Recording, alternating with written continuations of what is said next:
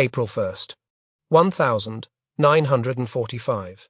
Dawn breaks over the East China Sea, but the sun is choked by a grey curtain of cordite smoke. Private Kenji Tanaka grips the damp stock of his Arisaka Type 99 rifle, his knuckles white against the dark wood, peering through a narrow firing slit carved into the limestone cliff.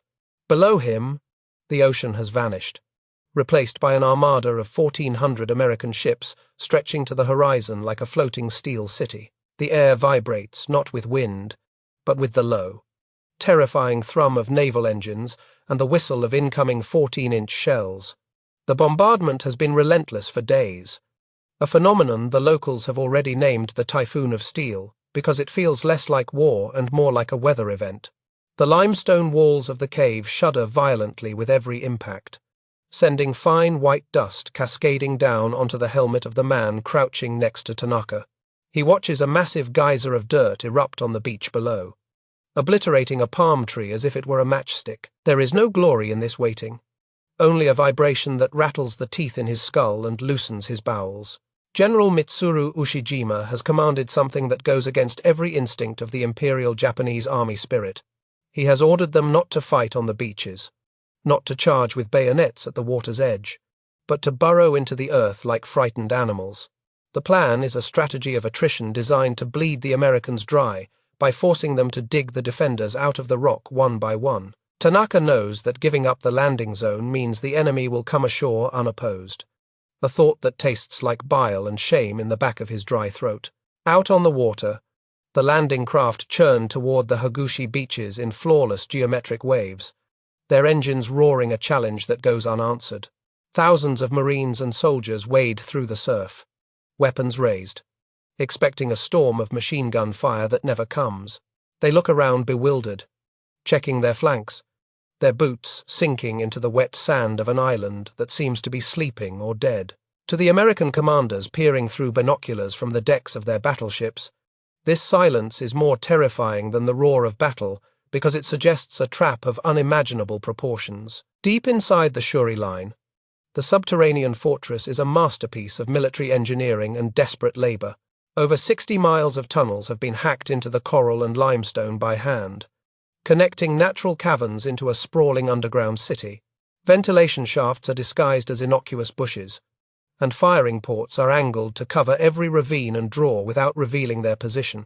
Tanaka and his squad inhabit a world of eternal twilight where day and night have lost their meaning, replaced only by the rhythm of falling dust and the flickering light of candles made from pine resin.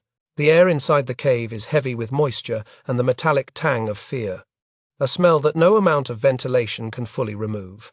Water drips constantly from the ceiling, collecting in muddy puddles that soak through the soles of their split-toed tabim boots. Men sit with their knees pulled to their chests, sharpening bayonets or writing final letters that they know will likely never leave the island. They are the garrison of the 32nd Army, over 100,000 strong, yet they are invisible, hiding in the hollow belly of Okinawa while the enemy walks above their heads. Lieutenant Sato crawls through the low tunnel connecting their firing position to the main gallery, his face smeared with camouflage soot. He whispers orders with a fanatic intensity, reminding them that their lives belong to the Emperor and that surrender is a spiritual death worse than physical destruction. He tells them the Americans are monsters who will crush them with tanks and burn them with liquid fire if they show any weakness. Tanaka nods along with the others, but in the dim light, he sees the trembling hands of the new conscripts who are barely old enough to shave. Above ground, the invasion force expands rapidly, securing the airfields at Yontan and Kadena within hours against virtually no resistance. The ease of the conquest is intoxicating for the young GIs who joke about the L-Day landing being a picnic with guns. They set up tents, unload crates of rations, and marvel at the exotic, terraced landscape, unaware that every step they take is being marked on a map deep underground. The Americans believe they are taking the island, but in reality, they are merely walking into the killing jar that Ushijima has meticulously prepared for them. As the sun begins to set on that first day, the silence finally begins to fracture in the northern sectors, where isolated skirmishes break out. But the main defensive line remains disciplined, a coiled snake waiting for the boot to land on its neck. Tanaka watches through his slit as American tanks, looking like dark beetles, grind their way inland, their treads chewing up the red clay roads. He fingers the safety of his rifle, the urge to fire burning in his muscles. But the order holds firm: do not reveal your position until the enemy is within killing range. The logistics of this underground existence are a nightmare that the officers try to ignore. Food reserves are stockpiled in damp alcoves, sacks of rice already beginning to mold in the tropical humidity. Fresh water is rationed strictly, drawn from underground springs that trickle through the limestone, often carrying the taste of sediment and decay. There are no latrines in the forward positions, so men relieve themselves in buckets or corners, adding the stench of ammonia to the claustrophobic cocktail of odors. This is their home now, a tomb they have dug for themselves long before they have actually died. Civilians from the surrounding villages have been swept up in the military preparations, forced to labor alongside the soldiers or hide in the caves with them. Tanaka sees an old woman in the rear gallery clutching a bag of sweet potatoes, her eyes wide with a terror that transcends language. The propaganda has told these people that the invaders are devils, ensuring that the Okinawan population is just as trapped as the army. They are essential to the defense, used as laborers and shields, blurring the line between combatant and victim in a way that haunts Tanaka's thoughts. Nightfall brings a different kind of terror as the American fleet launches star shells that drift down on parachutes, bathing the island in an artificial straws. Flickering magnesium daylight, the shadows inside the cave dance wildly, turning the stalactites into grasping fingers. Tanaka tries to sleep in short bursts, leaning against the cold rock wall, but his mind replays the image of the Armada. He wonders how Japan can possibly defeat a nation that can turn the night into day and pave the ocean with steel ships. The magnitude of the material disadvantage is undeniable, even to the most indoctrinated soldier. In the main command center, deep beneath Shuri Castle, the maps are laid out and the staff officers plot the inevitable collision. They know the Americans will pivot south once they realize the north is lightly defended, crashing directly into the concentric rings of defense. The strategy relies on kamikaze attacks from the air to cripple the fleet, while the infantry bleeds the ground forces in a grinding war of attrition. It is a suicide pact on a national scale, demanding that every soldier in the tunnels trade his life for time, delaying the invasion of the Japanese mainland. The psychological strain of the waiting is already beginning to crack the veneer of discipline for some. In the darkness, men whisper about the iron storm that is coming, their voices trembling with a mixture of fatalism and dread. They check their equipment obsessively, cycling the bolts of their rifles and counting their grenades over and over again. Tanaka looks at a photo of his family he keeps inside his helmet liner, the paper worn soft at the edges. He knows that once the shooting starts, he will never see the sun rise from anywhere but the mouth of this cave. As the first week of April progresses, the American forces inevitably turn their attention south, probing the outer defenses of the Kakazu Ridge. The trap is finally sprung, and the silence that defined the landing is shattered by the roar of hidden artillery and the chatter of Nambu machine guns. Tanaka feels the ground jump beneath him as the heavy guns open fire, signaling the end of the waiting and the beginning of the slaughter. The hollow earth of Okinawa has opened its mouth, and it is hungry for the blood of both the invader and the defender. The silence that had defined the first days of the invasion is violently murdered by the full fury of the American war machine. Private Tanaka presses his face into the limestone dust of the tunnel floor as the world above disintegrates under a concentration of artillery fire never before seen in warfare. The Shuri line is no longer a collection of hills and ridges, but a churning volcano of exploding earth, where the geography itself is being rearranged by high explosives. Every shell that slams into the ridge sends a shockwave traveling through the coral rock, rattling the bones of the men hiding deep within its bowels. General Ushijima's strategy of attrition has turned the battlefield into a meat grinder, where victory is measured in yards of blood-soaked mud. The Americans call it the Typhoon of Steel, a relentless bombardment that strips the foliage from the trees until only shattered stumps remain.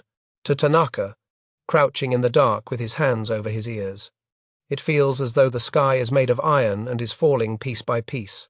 The concussions are constant, a rhythmic hammering that causes blood to trickle from noses and ears. driving some men to the brink of absolute madness in the claustrophobic dark. When the shelling lifts, it is not a sign of relief but a signal that the American infantry and armor are advancing. Tanaka rushes to his firing port, sliding the heavy stone cover aside just enough to peer out at the devastated landscape of Kakazu Ridge. Below, M4 Sherman tanks grind slowly uphill, their 75mm guns swiveling like the eyes of predatory beasts searching for prey. They are supported by squads of Marines who move cautiously behind the armor, wary of the spider holes and hidden bunkers that honeycomb the reverse slopes of the defensive line. The order to fire comes as a sharp, guttural scream from Sergeant Imai, and the ridge suddenly erupts with the cracking report of hundreds of Arisaka rifles, hidden 47mm anti-tank guns, concealed until the very last second, unleash armor-piercing rounds that slam into the flanks of the leading Shermans. One of the steel monsters shudders and bursts into flames, forcing its crew to bail out into a hail of machine gun fire. Tanaka works the bolt of his rifle mechanically, firing at the olive-drab figures scrambling for cover, his mind detached from the act of killing. But the Americans are adaptable and terrifyingly methodical in their destruction of the Japanese positions. They have brought a weapon that strikes primal fear into the heart of every defender hiding in the caves, the flamethrower. Tanaka watches in horror as a modified tank, a Zippo, lumbers toward a neighboring pillbox that has been pinning down their advance.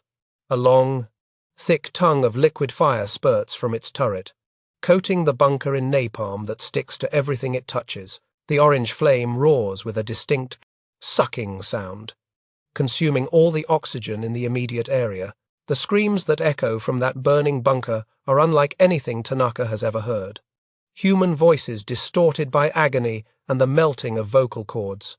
Men tumble out of the cave mouth, their uniforms and skin ablaze, only to be cut down by American riflemen waiting outside. The smell of roasted meat floods the tunnel system, a sickly sweet stench that mixes with the acrid smoke and causes Tanaka to gag violently.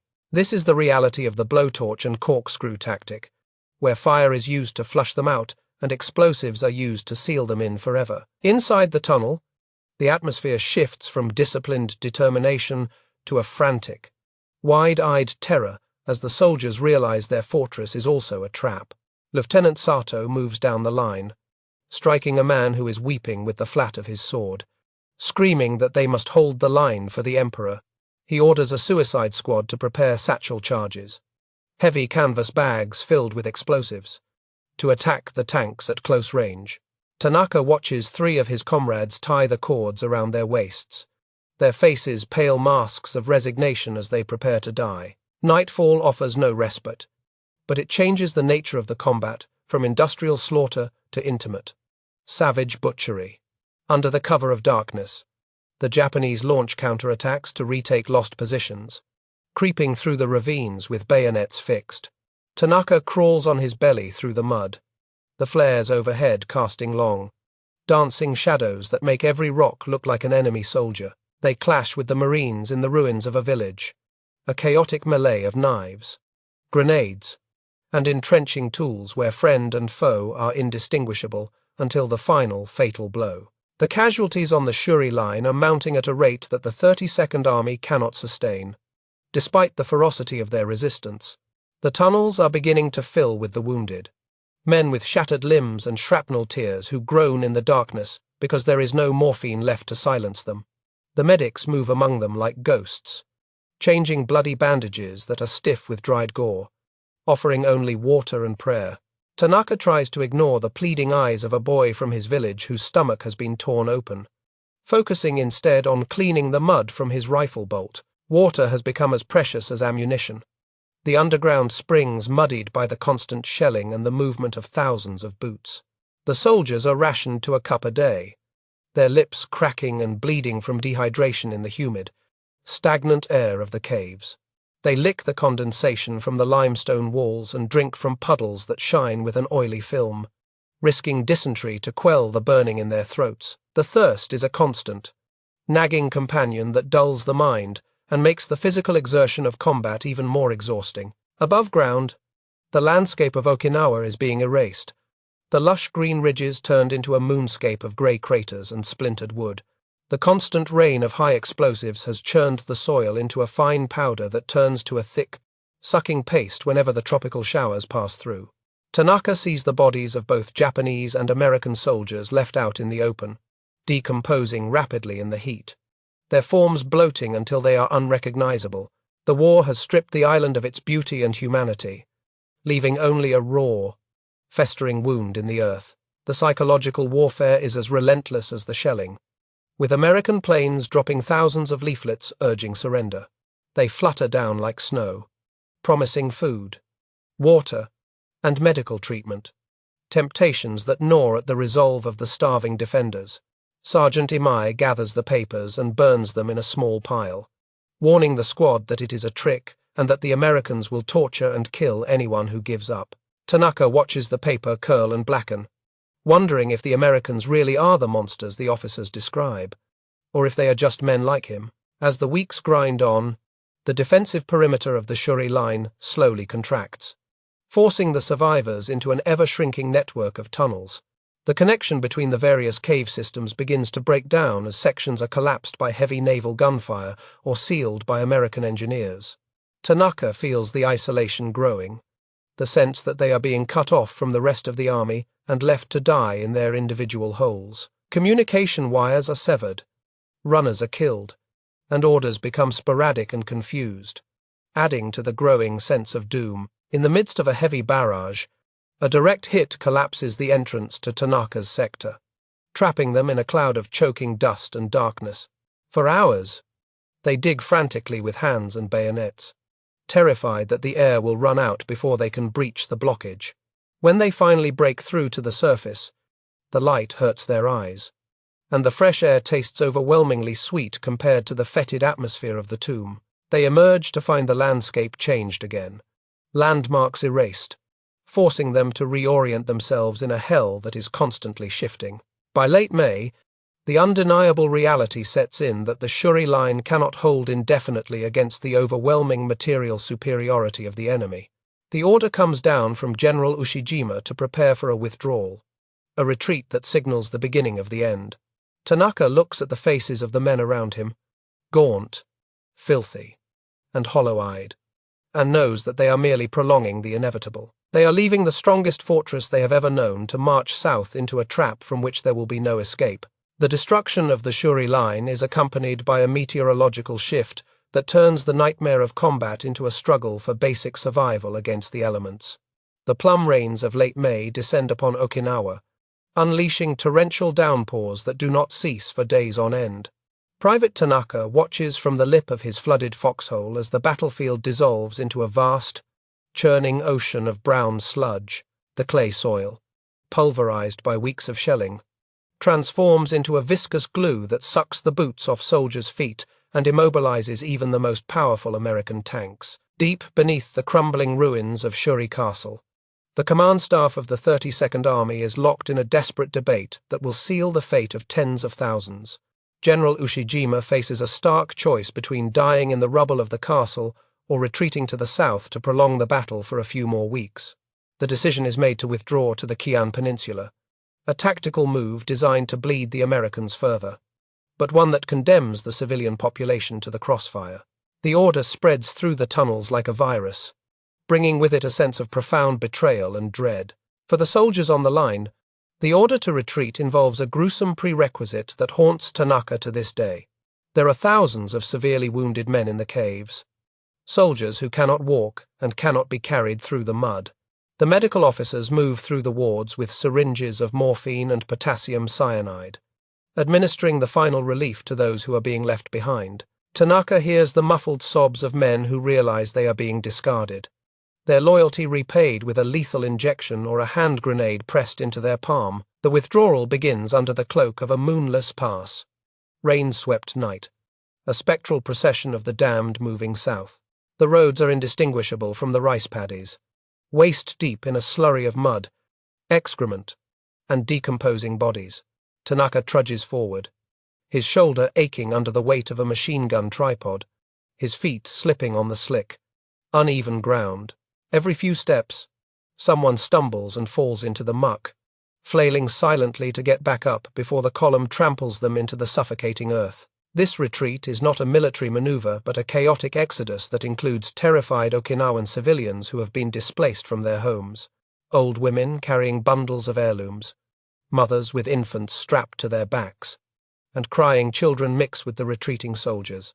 Tanaka watches a young girl slip from her mother's grasp and disappear into the darkness, her cries swallowed by the sound of the rain and the distant artillery. The separation between the army and the people it is sworn to protect has completely evaporated, merging them into a single mass of suffering. The American naval guns, guided by spotter planes that drop parachute flares through the clouds, maintain a harassing fire that turns the road into a slaughterhouse.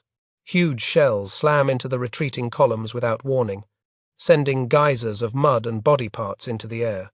When a shell lands nearby, Tanaka dives into a ditch filled with stagnant water, pressing his face into the rot to avoid the shrapnel.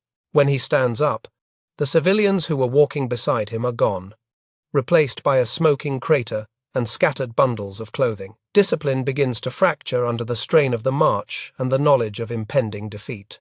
Soldiers, starving and desperate, begin to shove civilians off the few passable tracks, prioritizing their own movement over the safety of the locals. Tanaka witnesses an officer strike an elderly man with his scabbard for moving too slowly, knocking him into a flooded ravine. The code of Bushido, so loudly proclaimed in the training camps, dissolves in the rain, revealing the raw, ugly instinct for self-preservation that lies beneath. As they look back toward the north, the sky is illuminated by the burning of Shuri Castle, the historic heart of the Ryukyu Kingdom. The USS Mississippi has hammered the ancient structure until it is little more than a jagged silhouette against the flames. To the Okinawan conscripts in the ranks, this is a spiritual blow, as devastating as the physical defeat. Seeing their cultural heritage reduced to ash signifies that their world is ending, and that the spirits of their ancestors can no longer protect them from the iron storm. The retreat effectively compresses the remaining Japanese forces and the civilian population into the southern tip of the island, an area of only a few square miles. The terrain here is different, a jagged landscape of coral ridges and escarpments lacking the deep, prepared tunnel systems of Shuri. Tanaka arrives at the new defensive line exhausted, caked in mud that has hardened like a second skin. He realizes with a sinking heart that there is nowhere left to run. The ocean surrounds them on 3 sides, and the Americans are closing the lid on the 4th. The shortage of shelter in the south leads to brutal confrontations between the military and the civilians they have dragged with them. Soldiers forcibly evict families from the few available natural caves, claiming them for command posts or ammunition dumps. Tanaka stands guard at the entrance of a small cavern, turning away a group of women and children who beg for shelter from the shelling. He hardens his heart, telling himself he is following orders. But the look of betrayal in their eyes cuts deeper than any enemy bayonet. Food supplies have become non-existent, and the army begins to forage aggressively, stealing meager stocks of sweet potatoes and sugarcane from the civilians. The camaraderie of the earlier days is replaced by suspicion and greed, with men hoarding whatever scraps they can find. Tanaka watches a fellow soldier threaten a young boy for a piece of dried sugarcane, a scene of degradation that would have been unthinkable a month ago. The hunger is a physical pain that cramps their stomachs and clouds their judgment, reducing them to scavengers. The Americans, sensing the collapse, press their advantage with ruthless efficiency, their tanks now able to maneuver as the rains finally begin to subside. They push south, rolling over the abandoned equipment and corpses that litter the road from Shuri. The noose tightens daily, and the volume of fire directed into the shrinking pocket becomes unbelievably intense. There is no safe place left on the Kian Peninsula. Every square yard is subject to mortar fire, naval shelling, or strafing runs by American corsairs. In the midst of this chaos, small groups of soldiers begin to desert, slipping away in the night to surrender or to hide in the tombs of the ancestors. The officers respond with summary executions, shooting anyone suspected of wavering resolve in the back of the head. Tanaka sees the bodies of executed traitors left by the roadside as a warning, a grim reminder that the army demands total obedience until death. The fear of their own commanders rivals the fear of the enemy, trapping the men in a vice of terror. As Part 3 draws to a close, Tanaka finds himself dug into a shallow foxhole on the Yaiju Dake escarpment, overlooking the chaotic mass of humanity trapped below. The sea is visible in the distance, filled with American destroyers that cruise casually close to shore, their guns pointed inland. The retreat has not saved them, it has only herded them into a killing pen where the final act of the tragedy will play out. The hollow earth of Shuri is behind them, and ahead lies only the abyss of the southern cliffs.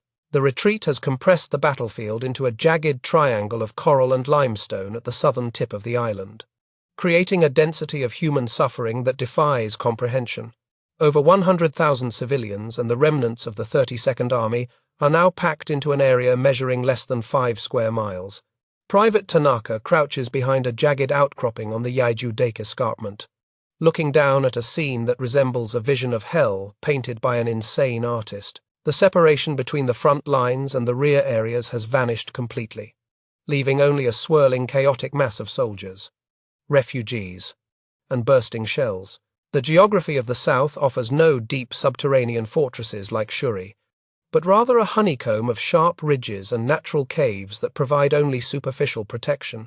The American artillery, now concentrated on this tiny pocket, creates a zone of destruction where the explosions overlap, churning the ground into a mixture of pulverized rock and flesh. Tanaka watches as a mortar barrage walks across a small valley crowded with fleeing families, the smoke clearing to reveal heaps of colorful kimonos stained red and motionless in the dust. There is no room to maneuver, no room to dig, and absolutely nowhere to escape the flying steel. The battle for Kunishi Ridge becomes the focal point of this slaughter, a jagged spine of coral that controls the road to the final strongholds. The fighting here is intimate and vicious, occurring at such close range that Tanaka can hear the Americans talking to each other between bursts of gunfire. The ridge is so exposed that the Americans cannot resupply their forward troops by foot, forcing them to use tanks to ferry food and ammunition to the front line. These steel beasts rumble back and forth, crushing the dead and the wounded indiscriminately into the limestone road. Tanaka and his squad are positioned in a shallow trench line that cuts through a cluster of frantic civilians who refuse to leave the perceived safety of the soldiers. Lieutenant Sato, his uniform hanging in rags from his emaciated frame, orders the civilians to clear the line of fire, but they are paralyzed by fear. When the American tanks begin to rake the ridge with heavy machine gun fire, the soldiers ruthlessly use the civilians as sandbags, firing their rifles over the shoulders of crouching women. It is a moment of absolute moral collapse, where the instinct to survive overrides every tenet of honor and humanity. The Americans, frustrated by the suicidal resistance, begin to employ tactics that turn the southern tip of the island into a cauldron of fire. They saturate the ridges with napalm dropped from low-flying corsairs, the jellied gasoline tumbling end over end in silver canisters before blooming into rolling clouds of orange death. Tanaka feels the heat on his face from hundreds of yards away, the air sucked out of his lungs by the sudden vacuum. He watches as figures emerge from the inferno, burning like torches, flailing briefly before collapsing into black. Smoking heaps on the white coral rock, water has become a currency more valuable than gold, leading to murderous conflicts between the soldiers and the civilians they are supposedly defending. The few wells and springs in the area are targeted by American snipers during the day and guarded by desperate men with knives at night. Tanaka witnesses a brawl erupt near a muddy trickle of water where soldiers beat a group of Okinawan elders with rifle butts to get to the source. They drink the brown, sludge-filled water greedily, ignoring the fact that it is contaminated with the runoff from the thousands of unburied bodies decomposing nearby. As the perimeter shrinks, the Japanese command structure begins to disintegrate into disjointed bands of armed men operating on pure adrenaline and fanaticism. Orders from General Ushijima are now rare and vague, simply exhorting every man to kill 10 Americans before dying. This lack of central control leads to a terrifying anarchy, where rogue officers execute anyone, soldier or civilian, who speaks of surrender.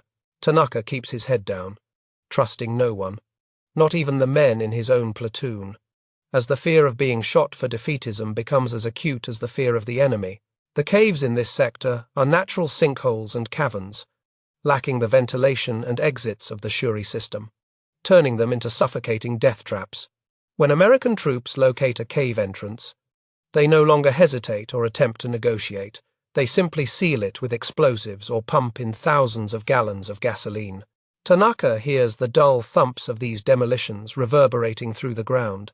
Knowing that each thud represents hundreds of people being buried alive, the screams from the sealed caves haunt the nights. Muffled by tons of rock, but audible enough to drive the listeners to the brink of insanity. In the confusion of the melee, the distinction between enemy combatant and non-combatant blurs tragically for the advancing Americans as well. Japanese soldiers, desperate to close the distance with the tanks, dress in Okinawan clothing or strap babies to their backs to deter the enemy from firing. Tanaka sees a soldier near him grab a young woman, forcing her to walk in front of him as he advances with a satchel charge. The American gunner hesitates for a split second before cutting them both down. A burst of fire that ends 2 lives and erodes a piece of the shooter's soul. The sheer volume of corpses creates a sanitation crisis that adds disease to the list of killers stalking the Kian Peninsula. Flies swarm in thick, black clouds that coat the faces of the living and the dead alike, spreading dysentery and maggots into open wounds.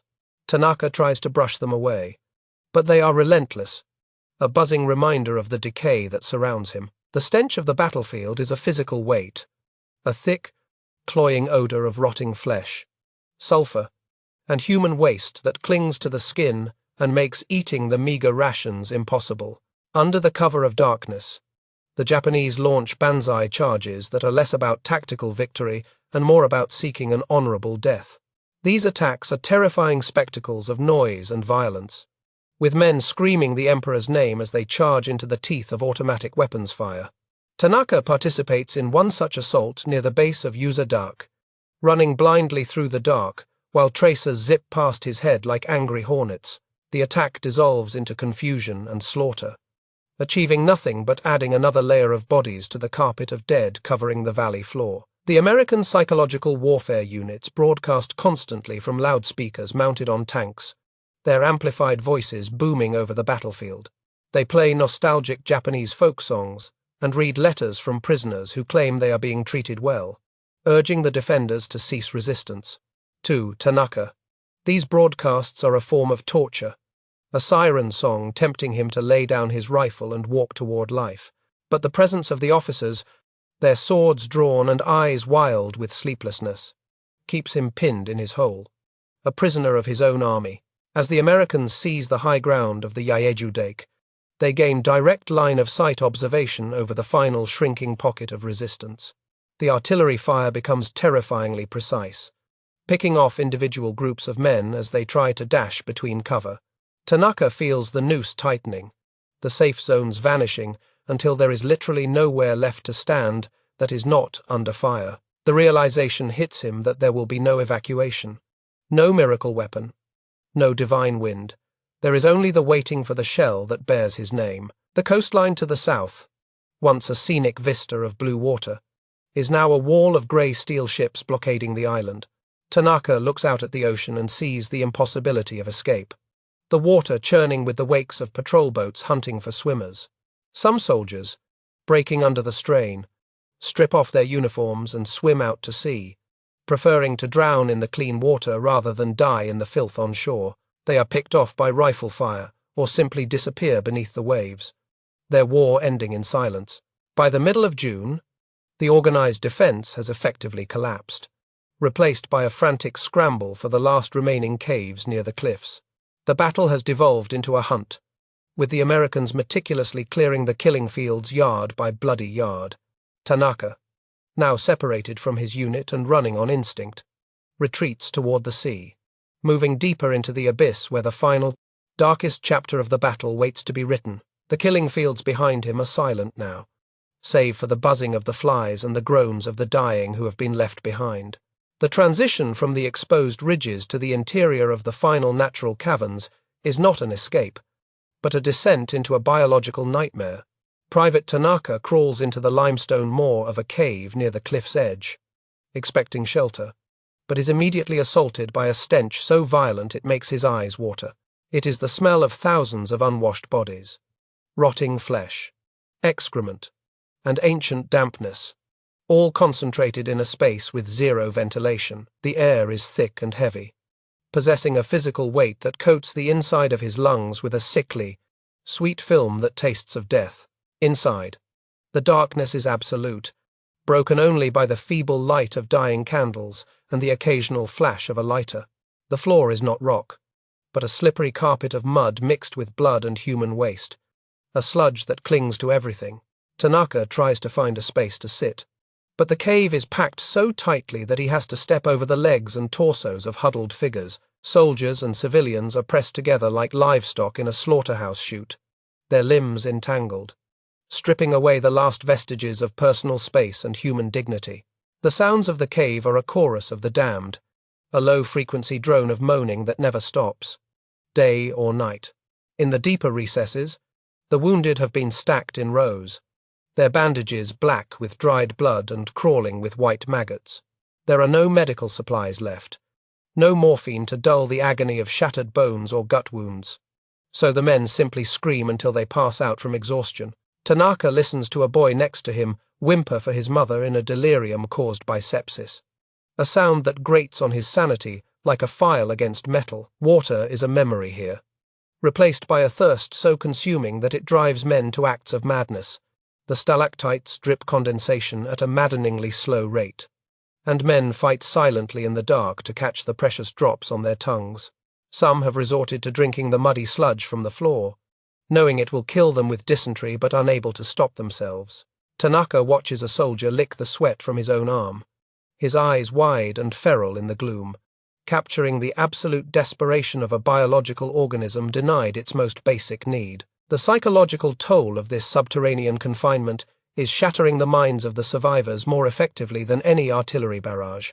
In the claustrophobic dark, time loses all meaning, dissolving into an endless loop of suffering and fear.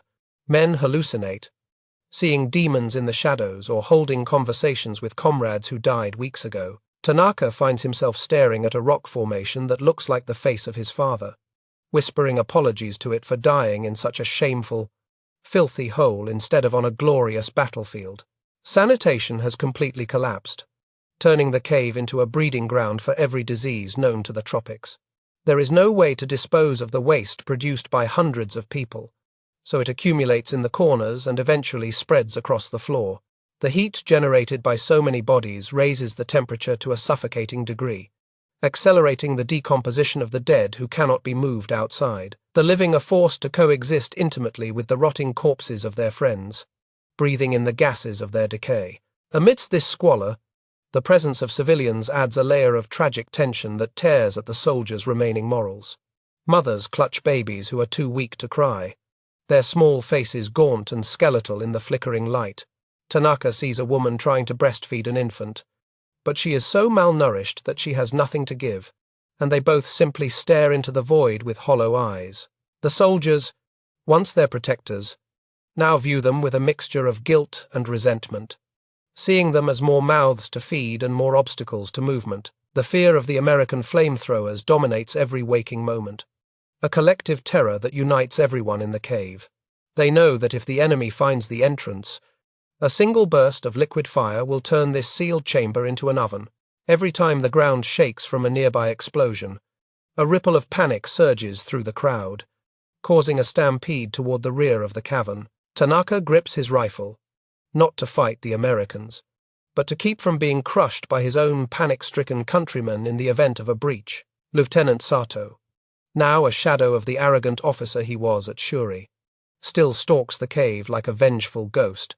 He inspects the men with his sword drawn, threatening to behead anyone who speaks of surrender or defeat. He is a terrifying figure in the gloom, his uniform tattered but his fanaticism untouched by the filth around him. He lectures the dying men on the beauty of self-sacrifice, his words sounding hollow and grotesque against the backdrop of agonizing screams and the smell of gangrene. The most harrowing aspect of the cave life is the medical care that is dispensed to those who are too loud or too injured to move. With no medicine available, the only treatment for the screaming wounded is the final relief administered by the surviving medics or officers. Tanaka watches in paralyzed horror as a medic moves down the line of the severely injured, injecting them with air bubbles or poison, or simply smothering them with wet cloths. It is a mercy killing, perhaps, but it looks like murder. a betrayal of the brotherhood that was supposed to bind them. As the oxygen levels drop due to the overcrowding and lack of ventilation, a lethargy settles over the survivors, a hypoxic stupor that mimics death. Men stop moving, stop talking, and simply sit with their heads on their knees. Conserving every molecule of air, Tanaka feels his own consciousness slipping, his thoughts becoming thick and sluggish as the carbon dioxide builds up in his blood. It is a slow, sleepy way to die, a stark contrast to the violence outside. And for a moment, he finds himself welcoming the numbness, but the war outside does not let them sleep, intruding with the sound of satchel charges, destroying nearby cave entrances. The dull times, thump times of explosives coming closer, acts as a countdown clock for their own demise. Tanaka knows that the Americans are systematically sealing the caves, burying the defenders alive inside the mountains they claim to own. The thought of being trapped in eternal darkness, suffocating under tons of rock, is the one fear that pierces through his apathy and makes his heart race again. In the deepest corner of the cave, a group of soldiers has begun to prepare for the end, not by fighting, but by preemptively taking their own lives. They check their grenades, pulling the pins and holding the levers, whispering their final haikus or prayers. Tanaka watches a man detonate a grenade against his stomach, the explosion muffled by his body. A dull thud that sprays the surrounding men with blood and bone. Nobody screams, nobody moves away. It is just another event in a world where death has become the only routine. The line between the living and the dead has blurred to the point where Tanaka can no longer tell if the man leaning against him is sleeping or a corpse. He touches the soldier's arm and finds it cold and stiff, rigor mortis already setting in.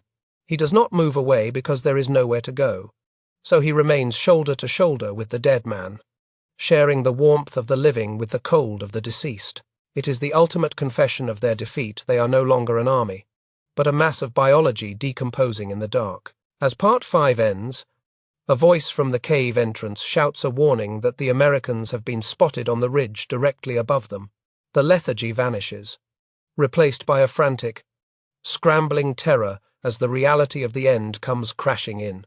Tanaka checks his rifle, finding it rusted and clogged with mud, useless as a weapon of war. He looks at the grenade on his belt, the smooth metal cold against his palm, and realizes that this small sphere of explosive is the only way out of the abyss he has fallen into. The retreat has reached its absolute geographical limit, ending abruptly at the jagged cliffs of Itaman, where the land drops 80 feet into the churning Pacific Ocean. Private Tanaka stands near the precipice, the salt spray mixing with the smoke of battle, looking out at a scene that defies the logic of warfare and enters the realm of collective psychosis. Thousands of civilians and soldiers are gathered on this narrow strip of coral, trapped between the advancing American tanks and the unforgiving sea. The noise is deafening, a cacophony of crashing waves, exploding mortars, and the wailing of a population convinced that the end of the world has arrived. The root of this tragedy lies in the years of indoctrination that have painted the Americans not as soldiers, but as Kichiku brute beasts who will rape, torture, and devour the Japanese people. This propaganda, drilled into the minds of every Okinawan since childhood, has transformed the American offers of surrender into perceived traps of sadism. Tanaka watches families huddle together in tight circles, fathers clutching grenades while mothers comb their daughters' hair for the last time. They are preparing for gyokusai, the shattering of the jewel, preferring a pure death over the imagined defilement of capture by the foreign devils. On the edge of the cliff, a scene plays out that sears itself permanently into Tanaka's memory. A nightmare vision of loyalty gone wrong. A young woman, her kimono torn and stained with mud, steps to the very lip of the rock, holding a bundle that contains her infant child.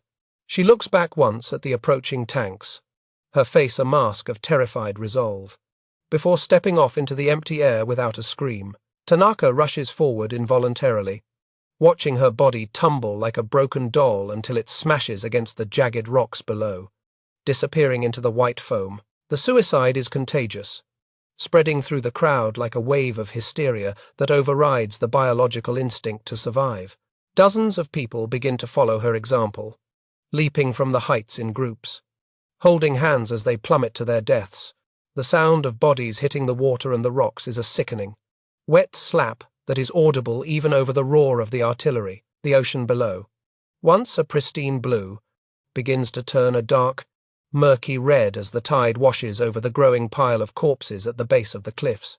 For those who cannot bring themselves to jump, the hand grenade becomes the instrument of their deliverance, though often with tragic inefficiency. Tanaka witnesses a father gather his wife and 3 children around him, pulling the pin on a Type 97 grenade and holding it to his chest. The explosion kills the father instantly but only wounds the children, leaving them screaming in agony on the sharp coral. Maimed but alive, the horror of the failed suicides adds a layer of gruesome suffering to the massacre, as the survivors beg the soldiers to finish them off with bayonets. Below the cliffs, American patrol boats cruise slowly through the bloody water, their crews shouting through megaphones in broken Japanese. Nisei interpreters Japanese Americans fighting for the U.S. beg the civilians to stop, promising food, water, and safety. Tanaka hears their voices drifting up from the water, pleading with a desperation that sounds genuine, cracking the facade of the propaganda he has been fed. But the Japanese officers on the cliff fire down at the boats and the people trying to swim to them, screaming that anyone who accepts the enemy's help is a traitor to the emperor. The breakdown of military discipline has reached its nadir, with soldiers now turning their weapons on the very people they were sworn to protect. Tanaka sees a squad of imperial soldiers forcing a group of hesitant civilians toward the edge of the cliff at bayonet point. When an old man refuses to jump, a soldier shoots him in the back, kicking his body over the edge to save him from the Americans. It is a perversion of duty so profound that Tanaka feels bile rise in his throat, realizing that the true enemy is no longer just the Americans, but the madness within his own ranks. In the midst of this carnage, the shortage of grenades forces some families to resort to even more primitive and brutal methods of self-destruction. Tanaka watches a mother strangle her own daughter with a strip of cloth, tears streaming down her face as she suffocates the life she brought into the world. Other men use heavy rocks to bludgeon their loved ones into unconsciousness before dragging them into the sea to drown. The primal violence of these acts, committed out of a twisted sense of love and mercy, is more terrifying to Tanaka than any flamethrower or tank. The Americans, horrified by what they are witnessing through their binoculars, cease their artillery fire in certain sectors to allow the civilians a chance to surrender. A strange, eerie silence falls over parts of the cliff, broken only by the wind and the sobbing of the survivors. In this pause, a few brave souls begin to waver, looking toward the American lines with a mixture of terror and hope. Tanaka catches the eye of a teenage boy who is hesitating near the edge, his body trembling, torn between the order to die and the desperate desire to live. But the hardliners among the military intervene swiftly, executing those who attempt to walk toward the American lines. Lieutenant Sato, now bleeding from a head wound and looking like a demon, moves through the crowd, shouting that the emperor is watching. He tackles a soldier who has thrown down his rifle, stabbing him repeatedly in the neck with a knife in a frenzy of rage. The violence keeps the herd moving toward the precipice, a slaughter enforced by the fear of their own leaders rather than the enemy. As the sun begins to set, the waters below the cliffs are choked with the floating bodies of thousands of Okinawans and Japanese soldiers. The tide bobs them gently against the rocks, a silent accusation against the war that demanded their total extinction. Tanaka sits near a jagged outcrop, his hands shaking uncontrollably, his mind unable to process the scale of the waste. He realizes that the beautiful death promised by the poets and generals is a lie. There is nothing beautiful here, only bloated corpses and the copper smell of blood. The survival instinct that has kept Tanaka alive for 3 months begins to war violently with his indoctrination. He holds his own grenade, the metal growing warm in his grip, and looks at the pin that separates him from oblivion. He wonders if his family back in Kyushu would truly want him to become just another piece of driftmeat in the ocean, or if they would want him to come home. The certainty of the Bushido Code has evaporated, replaced by a profound, hollow question. What is the point of dying when the war is already lost? Night falls over the cliffs, hiding the red water but amplifying the sounds of the dying who are still suffering on the rocks below. The moans of the injured drift up like a ghostly choir, preventing any sleep or respite for the living. The Americans launch star shells again, illuminating the scene in stark, flickering white light that reveals the piles of dead in horrific detail. Tanaka closes his eyes, trying to shut out the vision, but the image of the mother stepping off the ledge is burned onto his retinas. In the distance, deep within the last command cave, General Ushijima and his chief of staff are preparing for their own ritual end. Their decision to commit seppuku will signal the official end of organized resistance, leaving the remaining soldiers as masterless ronin. Tanaka does not know this yet, but he feels the shift in the air, a sense that the structure of the army has finally, irrevocably dissolved. He is alone now, surrounded by the dead, waiting for the sun to rise on the final day of the battle. Part 6 concludes with Tanaka making a choice that defies everything he has been taught since birth. He slowly bends the pin of his grenade back into a safe position and slides it into his pouch. Refusing to join the lemmings at the cliff's edge, he turns his back on the sea and looks inland, toward the dark shapes of the American tanks. Deciding to face the enemy one last time, he will not die by his own hand, if he is to die. It will be as a man, not a sacrifice to a cracked ideology. The final collapse of the Imperial Japanese 32nd Army begins not with a bang, but with a quiet, ritualistic ceremony deep within the bowels of Hill 89 at Mabuni. It is the early hours of June 22nd, 1945, and General Mitsuru Ushijima, the architect of this bloody war of attrition, prepares to pay the ultimate price for his defeat. The command cave is a stifling, humid tomb, illuminated by the wavering light of candles that cast long, grotesque shadows against the limestone walls. Ushijima and his fiery chief of staff, General Isamu Cho, sit cross-legged on white sheets that have been laid out over the filth of the cave floor, creating a small island of purity in a sea of squalor. The generals wear their full dress uniforms, adorned with medals that gleam dully in the low light, a stark contrast to the ragged, starving soldiers who watch from the tunnel shadows. A final meal is served, consisting of canned pineapple, rice, and sake, a luxury that seems obscene when just outside men are fighting over scraps of sugarcane. General Cho, a man known for his aggressive spirit and hardline stance, jokes grimly that he will not need a second because he is about to embark on a long journey. The atmosphere is heavy with the suffocating weight of the Bushido Code, a rigid expectation that demands death over the shame of capitulation. As the Americans close in on the entrance of the command cave, hurling satchel charges that shake the dust from the ceiling, the time for the ritual arrives. Ushijima opens his tunic to expose his abdomen and takes the short blade wrapped in white cloth, bowing his head toward the north, toward the emperor in Tokyo. With a swift, practiced motion, he plunges the blade into his stomach, a visceral act of violence that is immediately followed by his adjutant beheading him with a katana.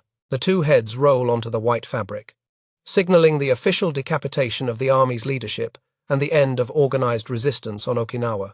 The news of the general's suicide ripples through the remaining tunnel networks like a shockwave, severing the last psychological thread holding the army together. For men like Private Tanaka, hiding in a nearby cavern, the death of the commander dissolves the rigid hierarchy that has governed their every breath. Without orders, without a general, and without a plan, the imperial will evaporates, leaving them as isolated individuals facing the certainty of death. The spell of the military cult is broken, replaced by a chaotic vacuum where the instinct for self-preservation begins to claw its way back to the surface. Outside, the American mop-up operations are conducted with a ruthless, industrial efficiency that allows for no hesitation or mercy. Flamethrower tanks, the feared Zippos, roll up to the cave mouths, unleashing streams of liquid fire that boil the air and consume everything inside. The screams of the burning men echo across the jagged coral ridges, a terrifying deterrent to those still debating whether to surrender. Tanaka listens to the roar of the flames and realizes that the choice is no longer between victory or defeat, but between being incinerated in a hole or walking out with his hands in the air. Nisei interpreters, Japanese Americans serving with the U.S. forces, crawl close to the cave entrances, risking their lives to talk the defenders out. Their voices, amplified by megaphones, cut through the noise of battle, speaking in the familiar dialects of the homeland They promise water, cigarettes, and fair treatment. Words that sound like lies to the indoctrinated soldiers, but like salvation to the starving men. Tanaka hears a voice shouting that the war is over, that there is no shame in living to rebuild Japan, a concept that is alien yet dangerously seductive to his exhausted mind. Inside Tanaka's cave, a brutal civil war erupts between the hardliners who wish to die and the realists who want to live. A sergeant, eyes wild with fanaticism, levels his pistol at a young conscript who tries to move toward the cave mouth, threatening to shoot him for treason. Tanaka watches the confrontation, his hand tightening around a rock, realizing that his greatest enemy is now the man standing next to him. In a sudden, violent scuffle, the sergeant is tackled and disarmed, the sound of the struggle muffled by the heavy, stale air of the tomb. The decision to surrender is a physical agony, a shedding of identity that feels like tearing off one's own skin. Tanaka strips off his tunic, discarding the uniform that marked him as a soldier of the emperor, and stands only in his loincloth and trousers. He leaves his rifle, the emperor's gift, rusting in the mud, a symbolic rejection of the duty that has claimed so many of his friends. He joins a small group of men moving hesitantly toward the light, their heads bowed not in prayer, but in a mixture of deep shame and terrifying anticipation. Emerging from the cave is a sensory assault that nearly knocks Tanaka to his knees. The sunlight is blinding, and the air is impossibly fresh after months of breathing rot. He blinks rapidly, tears streaming down his face, and sees a ring of towering American Marines standing with weapons leveled at them. He expects a hail of bullets, a final execution. But instead, a large Marine lowers his rifle and gestures for him to sit. A canteen is thrust into his hands, and the cool water that flows down his throat is the sweetest thing he has ever tasted. A baptism of life. The holding areas for the prisoners are rapidly filling with thousands of men who look more like skeletons than soldiers, their bodies wasted by dysentery and starvation. Tanaka sits in the dirt, surrounded by his former comrades, all of them silent, unable to look each other in the eye. They are the living dead, men who have crossed a line that their culture told them was impassable, and they are struggling to reconcile their survival with their honor. Yet, as he eats a ration of rice given by the enemy, Tanaka feels a small, quiet flame of relief ignite in his chest. On the cliffs and in the caves, the silence begins to settle over the battlefield for the first time in 82 days. The typhoon of steel has finally blown itself out, leaving behind a landscape that is utterly alien, stripped of vegetation and churned into grey mud.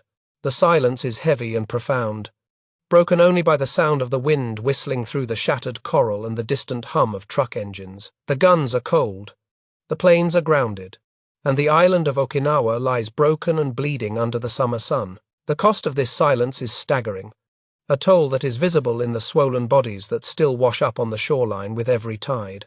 Over 200,000 people, soldiers, civilians, Americans have perished in this small killing jar, a sacrifice of unimaginable proportions. Tanaka looks out at the devastated terrain, seeing the ruins of villages and the scars on the hills, and realizes that the island is a graveyard. He is a ghost haunting his own tomb, a survivor of an apocalypse that has erased the world he knew. As night falls on the first day of peace, the survivors huddle together in the prisoner camps, the fear of the dark replaced by the uncertainty of the future. They whisper their confessions to each other in the dark, admitting the fear they felt, the hunger that drove them mad, and the secret desire to see their families again. They realize that the propaganda was a lie, that the Americans did not eat them, and that they are still men, breathing and alive. The last night is not the end of their lives, but the beginning of a long, painful road to atonement.